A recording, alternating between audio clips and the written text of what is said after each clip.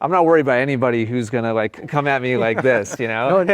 Nobody was afraid of T-Rex's arms. They're afraid of the big parts of T-Rex. Yeah. On your one-handed backhand drive, you do have some really good things going on. I'll point those out to you in a minute. But let's first take a look at Roberto here.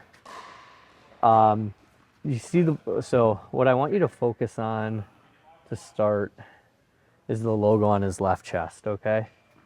So as he recognizes the backhand, he makes the turn, his coil position. See how right now the logo is facing basically the camera. Yep. And now watch where it gets to as it's set up. So now it's almost pointing back towards the fence. And so from there, as he starts to drop his racket down, we call this into the slot position. Now he's pulling, and now he's uncoiling with that body. And then you can see now where the logo is facing at contact. It's back to facing the camera, okay? So now, from your ready position, the good news is we do have some good stuff going on. So first thing I want to point out is your racket position.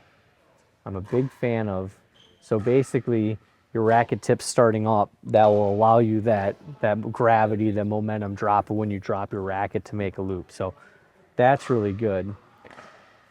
So now let's imagine, so this is about that position I showed you, Roberto, where if you had a logo on your left chest, where it would be. So now from here, notice how it pretty much just your chest stays towards the camera. Okay. You never really make that coil. So now when you come in, you're not able to uncoil and provide all that energy with the body. So from here, it becomes a very straight shot as you come in with your arm. So again, the starting position is good, where you make your initial turn, racket is up. This is, your chest is going, but you can see your arm is leading the swing. Yeah. So where the difference with your forehand, you were getting a very strong coil, and then it just kind of sat passively and your arm came in. Where now we're just gonna go the reverse. We're gonna work on starting to clean up that coil. Okay. Make it much stronger. That way from when you're from here, you're gonna start to pull that racket down, and that body is gonna initiate the work as well. Show them that Roger clip I have from behind. I Okay. think just really, it's such a strong visual of that position. So a good, like Ian said, a good comparison. So you can see the shades of his chest. So that's basically as far as you were getting to. Yep. And now, see, Yeah. it's pointed. He's not done yet either. He's going to go further. Oh, really? Yeah. Jeez. I'm not expecting to go that far. It's a huge, That's like 75 degrees. Yeah. it's a huge coil. And this is to go cross court. Like, it's not even that he's smashing this down the line. When you watch the resulting shot, he's actually angling this back cross court. He's uncoiling so far that it's the same principle as the forehand, Tony. Yeah. The more you activate and release with the big parts, the more your arm can just be totally passive and relaxed. Your current swing is very linear. You take your racket back to where your butt cap is facing forwards, and then you use your arm to just pull the racket in that direction. Whereas Roger's swing is circular. He's bringing the racket from behind his body and around with his hips and his shoulders and his core. And that angular, like, unwinding just is so much stronger. It's like you were talking about golf, like Yeah. super golf related, you know. But you see them out there like just like hacking like with their arms, and that was my old backhand, was just turn to the side and just like hack at it with my arm, and it's so much stronger to come from behind, using the torso and the hips. So we're gonna take those that same first part from ready position. The racket tip's gonna go up, but we're gonna work on getting that strong coil where you really feel that stretch. Yeah. going back. And yeah, don't be afraid right now to over exaggerate that. So give me about 5 or 6 of those. There you go. Now that won't happen when it really comes time, Right. but get that feel. I mean, should I be staying open or? Just do whatever's natural. Your feet will go. Okay. There you go. That's perfect.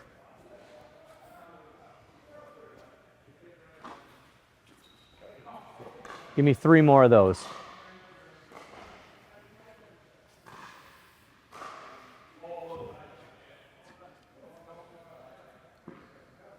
One more. Good. All right, so we're gonna do this in same thing we did, segmented shadows. So from here, after your coil, then I want you to drop that racket down, and you're gonna just pause it right here. So remember what Ian said when you were taking your racket back, because it was the lack of coil. So from here, you're here. Your butt cap was facing the net. Okay. We want you, so from here, when you get your turn in your coil, when you drop it, we want to see if your butt cap can face at Ian. Okay. Okay? So let's do those 2 steps. So coil, and then drop the racket. Yeah, that's excellent. Good. 2 more.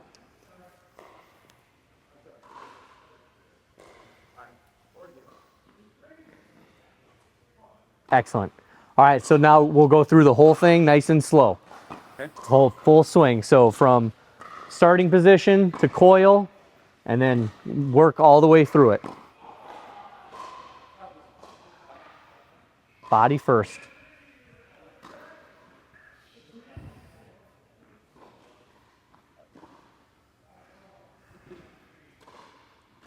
Body first.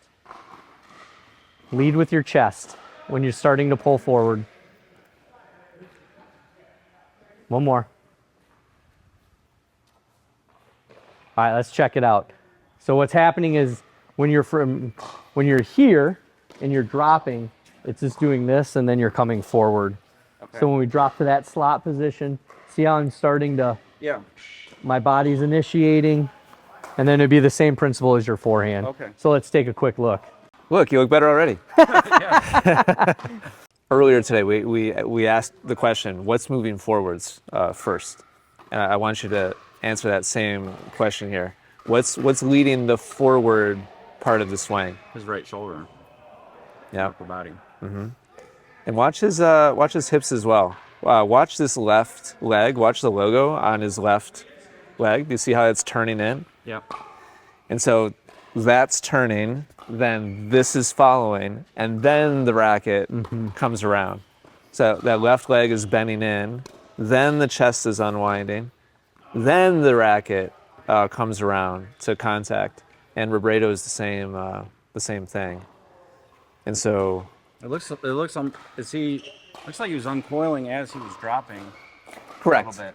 And so key part of my statement was forward, the forward part of it. So you're correct. Yeah, there's a setup, and then the momentum of the racket falling starts to kind of build energy.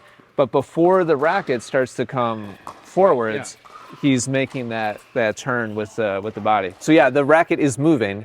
It's moving downwards as his body starts to build that energy coming around. Right. Does that make sense? Yes, absolutely. Same thing here. Watch what initiates the forward part of the motion. If you look at the logo on his chest, see how his chest is leading it forwards? Yep. And if you look at his left leg, similar to Roger, look at how it's bending in, and then his chest unwinds. And so what Matt was talking about, you're doing a good job of exaggerating this first part. So you're actually showing your whole back to the net, which I don't mind at all right now. And you're taking the racket back past the point where the butt cap is facing towards the camera. So you're overdoing that whole part right now, which for the time being is fine. In real life, you literally wouldn't even be able to look at the ball, from this position. But it Hits you in the back of the head. You're like this. Tonk. But it's nice to see you, really take it seriously and go that far. But what Matt was commenting on is if you watch what's leading. yeah. It's pretty obvious, right? Yep. It's like the arm is initiating, then the chest comes behind it, Got it. and then after the chest, then the hips. And so you've reversed it. Yep. You've gone arm, chest, hips, where Roger and Tommy went hips, chest, and arm after that. Okay. And so this is going to be, again, same thing as the forehand. Reprogramming that order is the hardest. That's the hardest part of this. You can, coil, like crazy, but if the arm still is the thing, like doing the initiating, then it kind of defeats the whole purpose. That's There better, you Tony. go. That's better. There That's you better. go. Good.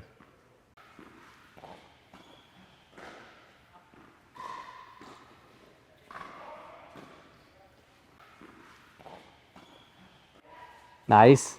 Good, Tony. Nice. Here's the one you just did. So here's the coil. Hands starting to drop. Now watch your chest turning here.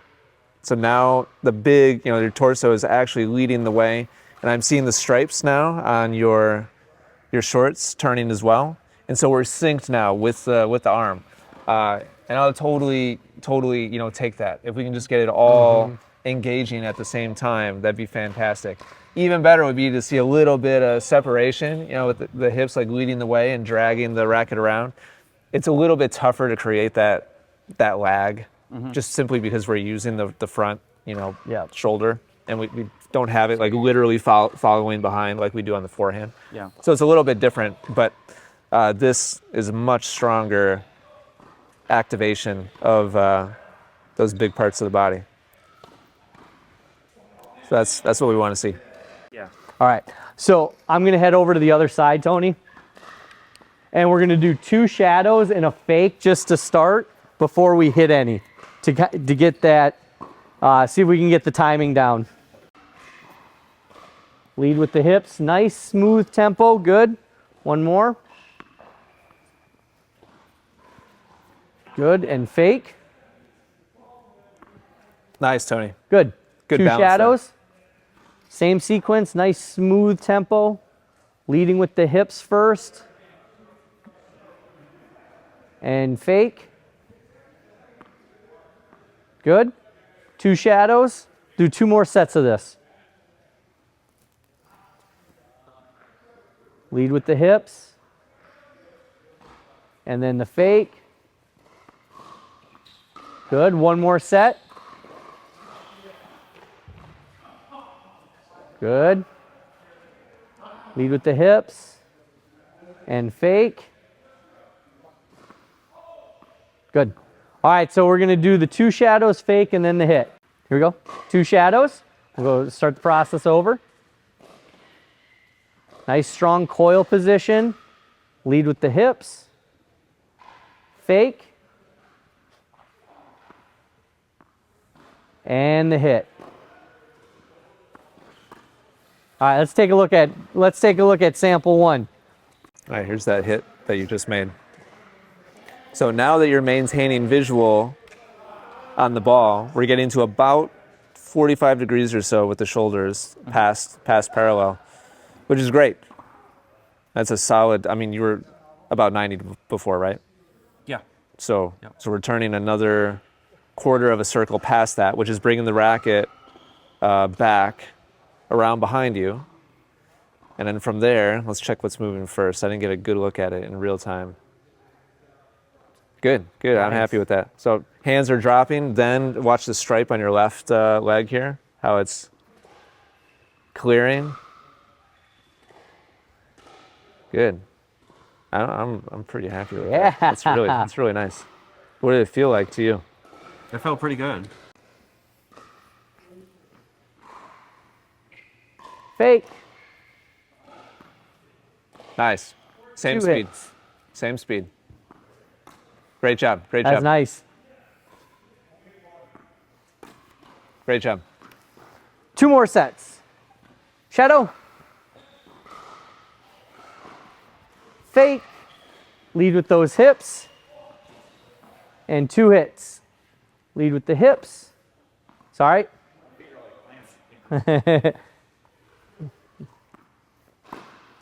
Good, Tony. All right, last set, shadow. And fake.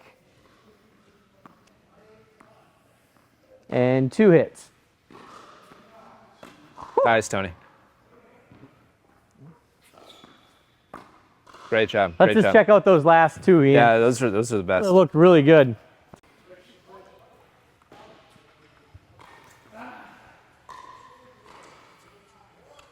Nice, Tony. Great job. That's the kind of efficient, energy that we're looking to transfer. Man, the stripes. That's nice. It's fantastic. You're doing such a good job with the hips here and the torso getting forwards. It's fantastic. That's what's allowing you to make it look easy. If that doesn't turn when it's turning, then it's just like the forehand. The arm has got to go back to doing the work again. Because it's turning before the ball gets there, your arm can just be totally loose and passive. That's what makes it look easy like that. And probably feel easy too. Yeah, it felt great. Let's see if we can get a few more of the strong body swings. Here you go, Tony. There you go, Tony. Ah, sorry. Better shot there.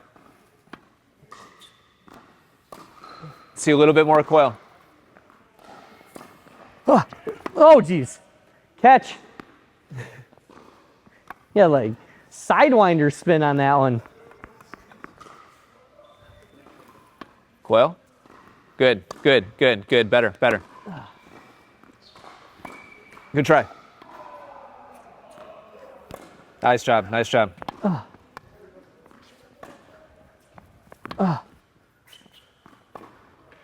Really nice example here where you're actually having to move quite a ways. 1, 2, 3 steps across. Good job with the angle of the shoulders. Good job with the drop of the hands here. And then good job getting the body going. So that ended up looking really comfortable and confident. Nice job, nice job. Really, really solid.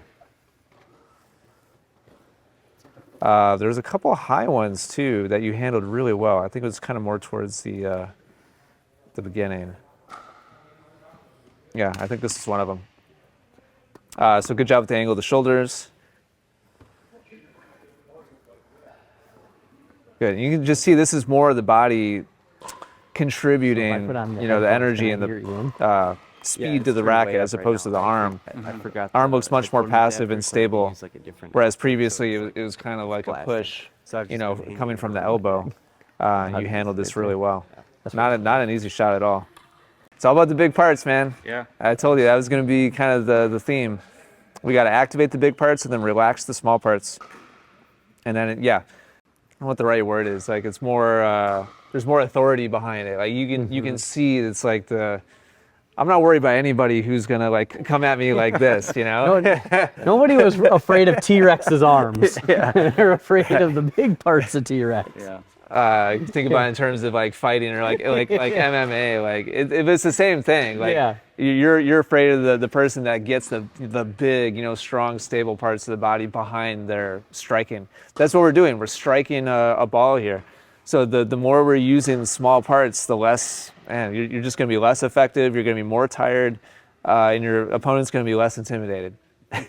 Yeah. So it's just all about getting the big stuff going.